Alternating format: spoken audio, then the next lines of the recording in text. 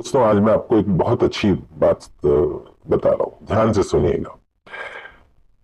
अगर मोहम्मद साहब की शिक्षाओं पर मनन किया जाए, मुस्लिम की शिक्षा जो है उनकी शिक्षाओं पर मनन किया जाए तो दो बातें उनमें सबसे अहम है। पहली क्या है? मोहम्मद साहब की जो शिक्षाएं हैं वो किसी भी एक देश के लिए नहीं है या किसी भी एक धर्म के लिए नहीं है, हिंदू मुस्लिम सिख ईसाई ऐसा नहीं, सबके लिए है। और दूसरी जो उनकी शिक्षाएं हैं, आज से 1500 साल पहले जितनी जितनी प्रासंगिक थी आज भी उतनी है। जीवन का कोई ऐसा पहलू नहीं जिसे बेहतर बनाने, अच्छाई को स्वीकार करने के लिए मोहम्मद साहब ने कोई संदेश न दिया हो। उनके संदेशों को गलत अर्थों में लेने वो अलग बात है। उनकी जो बातें हैं वो इंसानों को सच की राह दिखाती है। अर्थशास्त्र, इकोनॉमिक्स भले ही ब्याज को मूलधन का किराया, शुल्क या कुछ और माने, लेकिन जो इस्लाम धर्म में ब्याज को ममनू माना गया, अनुचित माना गया है। इस्लाम के मुताबिक ब्याज एक ऐसी व्यवस्था है जो अमीर को और अमीर बनाती है और गरीब को और गरीब बनाती है। इस प्रकार ये एक शोषण का जरिया है। पवित्र कुरान स्पष्ट रूप से ब्याज को वर्जित मानती है। इंसानों के लिए कहा गया है, हे ईमान वालों, 2 गुना और 4 गुना करके ब्याज मत खाया करो, उस मालिक से डरो। ब्याज खाने से बरकत खत्म हो जाती है, ब्याज की कमाई से बरकत खत्म होती है, इससे इंसान द्वारा किए गए पुण्य भी खत्म हो जाते हैं। ध्यान रखें, ब्याज जो है वो धन को कम करता है, लेकिन दान पुण्य से धन कम नहीं होता।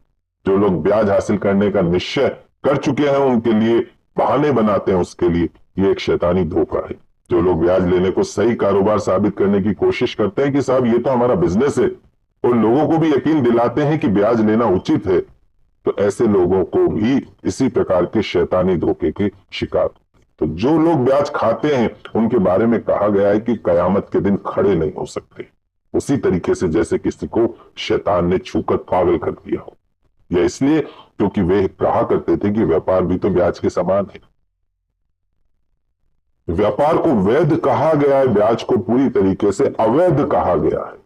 जो लोग इस हिदायत के बाद ब्याज लेना बंद कर देंगे उनका मामला हुजूर को सुपुर्द है, लेकिन तमाम जानकारी के बाद जो नहीं संभला, जिसने ब्याज लेना जारी रखा, उसके आगे नारकीय जीवन, उसकी कोई मुक्ति नहीं।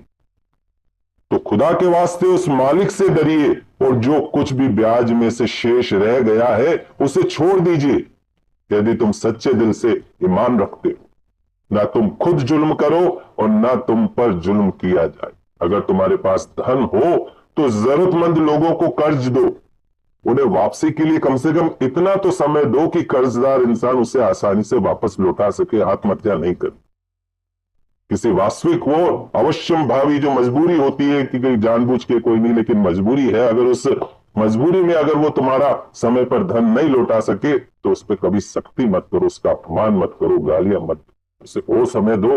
रोजी कमाने का गलत तरीका, गलत साधन, गलत रास्ता मत अपनाइए। मालिक से डरते हुए, उसकी नाफरमानी से बचते हुए सही जायज हलाल तरीके अपनाइए। हराम रोजी के करीब भी